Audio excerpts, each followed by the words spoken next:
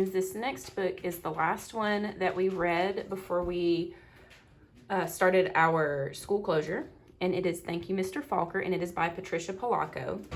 And before I start reading this, I just wanted to let you know that I am putting a link in the description for videos of Patricia Polacco herself reading some of her books. So I thought you guys would enjoy that, actually getting to see the lady who wrote this book and illustrated it, reading you some of her other books. Thank You, Mr. Falker. The grandpa held the jar of honey so that all the family could see, then dipped the ladle into it and drizzled the honey on the cover of a small book. The little girl had just turned 5. "Stand up, little one," he cooed. "I did this for your mother, your uncles, your older brother, and now you." Then he handed the book to her. "Taste." She dipped her finger into the honey and put it in her mouth. "What is that taste?" the grandma asked. The little girl answered, "Sweet." Then all of the family said in a single voice, "Yes, and so is knowledge. But knowledge is like the bee that made that sweet honey. You have to chase it through the pages of a book." The little girl knew that the promise to read was hers at last. Soon she was going to learn to read.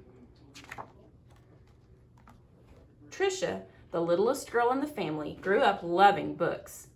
Her schoolteacher mother read to her every night. Her red-headed brother brought his books home from school and shared them. And whenever she visited the family farm, her grandfather or grandmother read to her by the stone fireplace. When she turned 5 and went to kindergarten, most of all, she hoped to read. Each day she saw the kids in the first grade across the hall reading. And before the year was over, some of the kids in her own class began to read.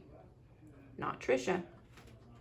Still, she loved being at school because she could draw. The other kids would crowd around her and watch her do her magic with the crayons. "In first grade, you'll learn to read," her brother said.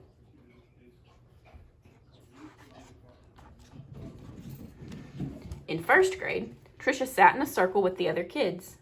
They were all holding Our Neighborhood, their first reader, sounding out letters and words. They said b, oi, boy, and l, ook.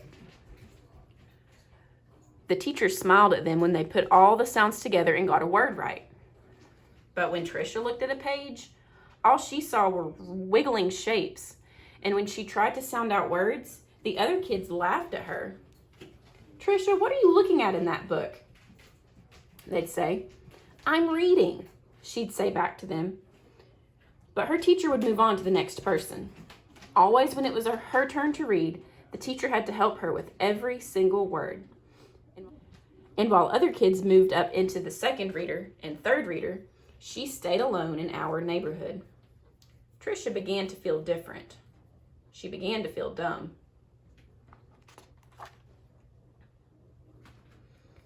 The harder words got for the little girl, the more and more time she spent drawing.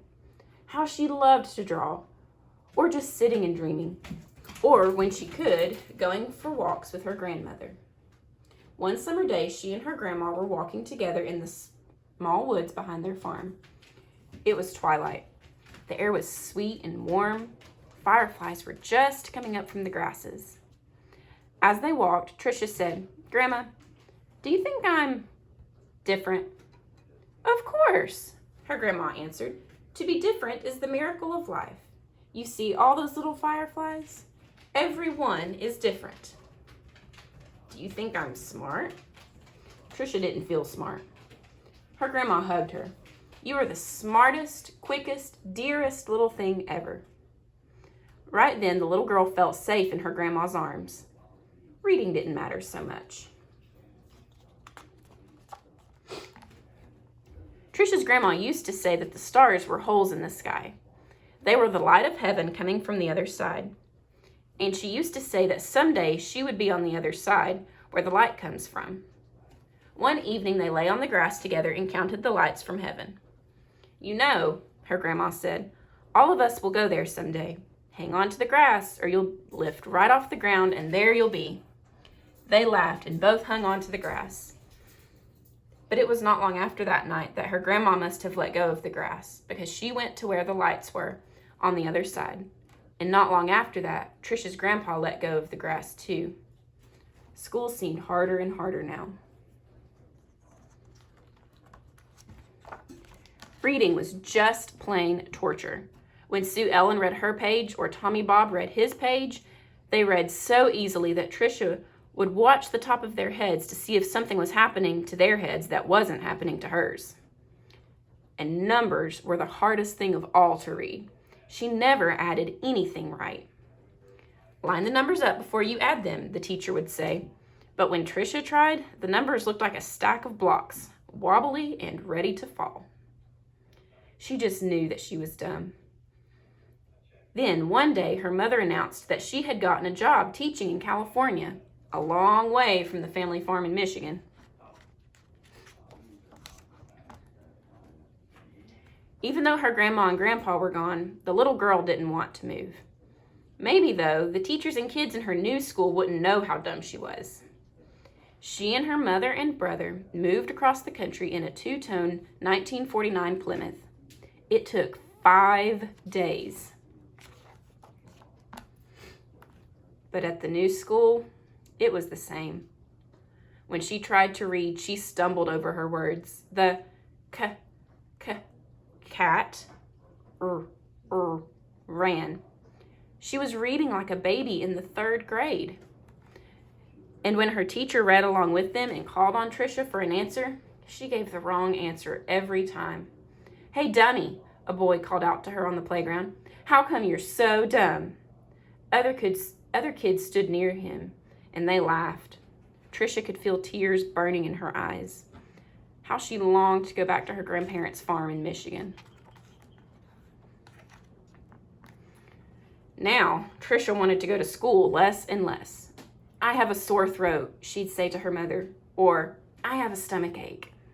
She dreamed more and more and drew more and more, and she hated school. Then, when Trisha started 5th grade, the school was all abuzz. There was a new teacher. He was tall and elegant. Everybody loved his striped coat and slick gray pants. He wore the neatest clothes. All the usual teachers' pets gathered around him. Stevie Joe and Alice Marie, Davy and Michael Lee. But right from the start, it didn't seem to matter to Mr. Falker which kids were the cutest, or smartest, or the best at anything. Mr. Falker would stand behind Trisha whenever she was drawing and whisper, "This is brilliant, absolutely brilliant. Do you know how talented you are?" When he said this, even the kids who teased her would turn around in their seats and look at her drawings. But they still laughed whenever she gave the wrong answer. Then, one day, she had to stand up and read, which she hated. She was stumbling through a page in Charlotte's Web, and the page was going all fuzzy when the kids began to laugh out loud. Mr. Falker, in his plaid jacket and butterfly tie, said, "Stop! Are all of you so perfect that you can look at another person and find fault with her?"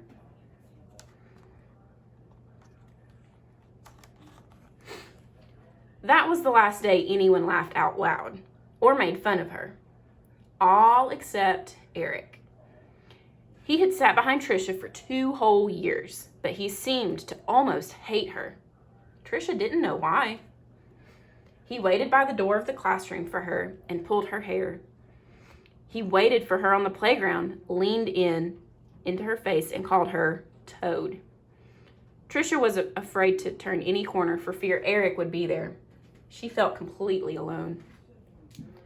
The only time she was really happy was when she was around Mr. Falker. He let her erase the blackboards. Only the best students got to do that. He patted her on the back whenever she got something right, and he looked hard and mean at any kid who teased her. But the nicer Mr. Falker was to Trisha, the worse Eric treated her. He got all the other kids to wait for her on the playground or in the cafeteria, or even in the bathroom, and to jump out and call her stupid or ugly. And Trisha began to believe them. She discovered that if she asked to go to the bathroom just before recess, she could hide under the inside stairwell during the free time and not have to go outside at all. In that dark place, she felt completely safe.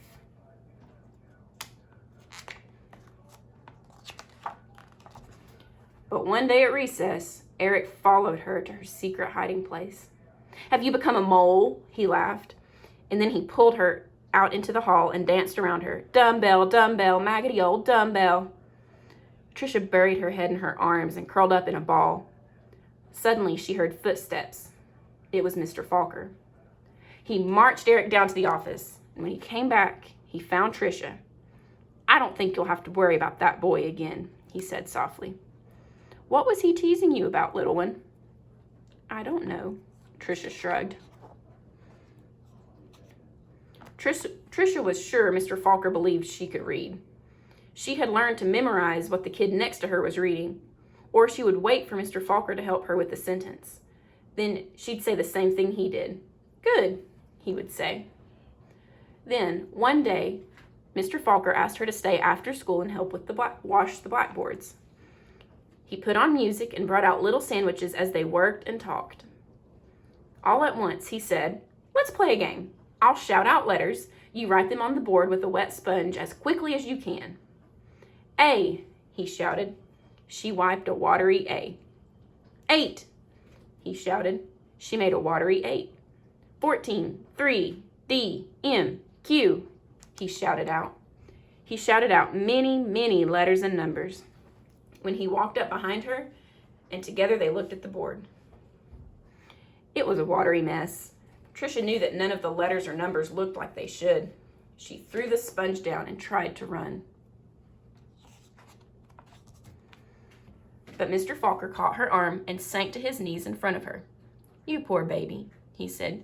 "You think you're dumb, don't you? How awful for you to be so lonely and afraid." She sobbed. "But little one, don't you understand? You don't see letters or numbers the way other people do. And you've gotten through school all this time and fooled many, many good teachers." He smiled at her. That took cunning and smartness and such bravery. Then he stood up and finished washing the board. "We're going to change all that, girl. You're going to read. I promise you that." Now, almost every day after school, she met with Mr. Falker and Miss Plessy, a reading teacher. They did lots of things she didn't even understand. At first, she made circles in sand and then big sponge circles on the blackboard, going from left to right, left to right. Another day, they flicked letters on a screen, and Tricia shouted them out loud. Still other days, she worked with wooden blocks and built words. Letters, letters, letters, words, words, words, always sounding them out. And that felt good.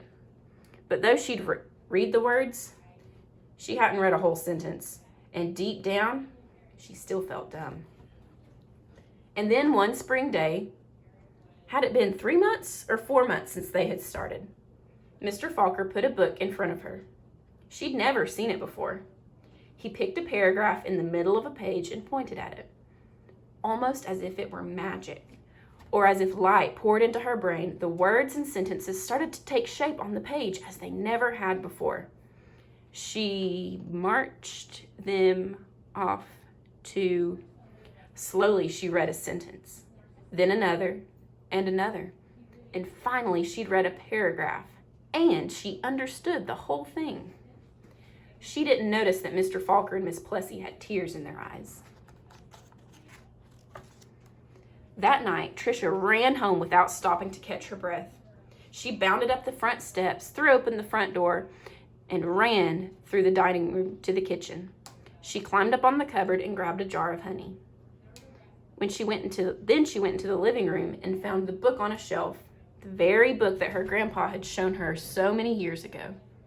She spooned honey on the cover and tasted the sweetness and said to herself, "The honey is sweet, and so is knowledge. But knowledge is like the bee who made the honey. It has to be chased through the pages of a book." Then she held the book, honey and all, close to her chest. She could feel tears roll down her cheeks, but they weren't tears of sadness. She was happy, so very happy. The rest of the year became an odyssey of discovery and adventure for the little girl. She learned to love school. I know that because that little girl was me, Patricia Polacco. I saw Mr. Falker again some 30 years later at a wedding. I walked up to him and introduced myself. At first, he had difficulty placing me. Then I told him who I was and how he had changed my life so many years ago. He hugged me and answered me and asked me what I did for a living. Why, Mr. Falker, I answered, I make books for children. Thank you. Thank you, Mr. Falker.